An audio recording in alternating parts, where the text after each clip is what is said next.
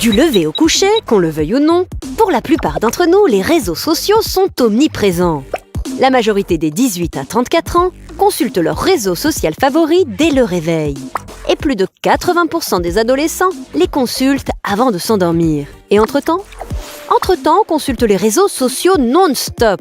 Tout au long de la journée, un utilisateur moyen passerait un peu plus de 2h19 sur les réseaux sociaux, la France se situant dans la moyenne basse, avec 1h23 de connexion par jour pour un utilisateur de Facebook, Twitter ou Snapchat moyen. Alors, tous accros aux réseaux sociaux? Il faut dire que tout est fait pour nous faire replonger. Entre les likes, les notifications, les retweets, mais aussi l'expérience utilisateur, le design des interfaces, les couleurs, les sons, etc. Tout est calculé par les ingénieurs de la Silicon Valley pour capter notre attention, rendre les plateformes addictives et faire que nous y passions le plus de temps possible. Rien n'est laissé au hasard dans le monde merveilleux des plateformes sociales. Mais pourquoi est-ce si difficile de résister ? Lorsqu'on reçoit un snap, un tweet ou que quelqu'un aime notre nouvelle photo sur Instagram par exemple, il a été démontré que notre cerveau relâche de la dopamine, l'hormone du plaisir. Chaque notification stimule dans notre cerveau ce circuit de la récompense. Et ce sont ces notifications qui nous rendent accros.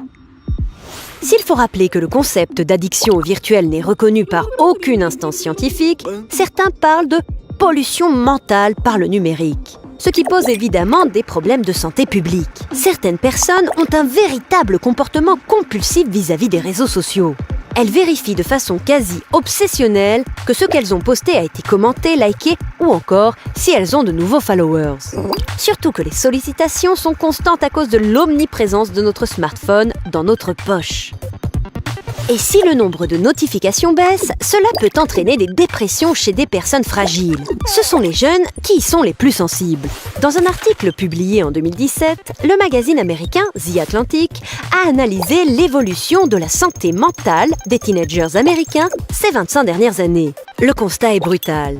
L'omniprésence des smartphones dans les foyers américains coïncide avec une augmentation du nombre de dépressions et de pensées suicidaires.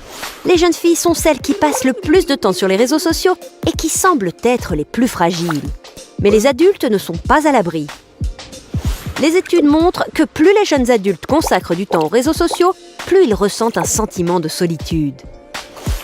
Le tableau peut paraître sombre, mais il ne faut pas pour autant oublier que les réseaux sociaux permettent aussi de formidables découvertes, de s'informer, de rencontrer des gens passionnants, d'ouvrir une fenêtre sur le monde, de développer sa culture, son esprit, sa créativité, et pour les plus timides, de mieux appréhender les relations sociales. Les réseaux sociaux, c'est bon, mais avec modération. Et n'oubliez pas que vous avez le droit de déconnecter.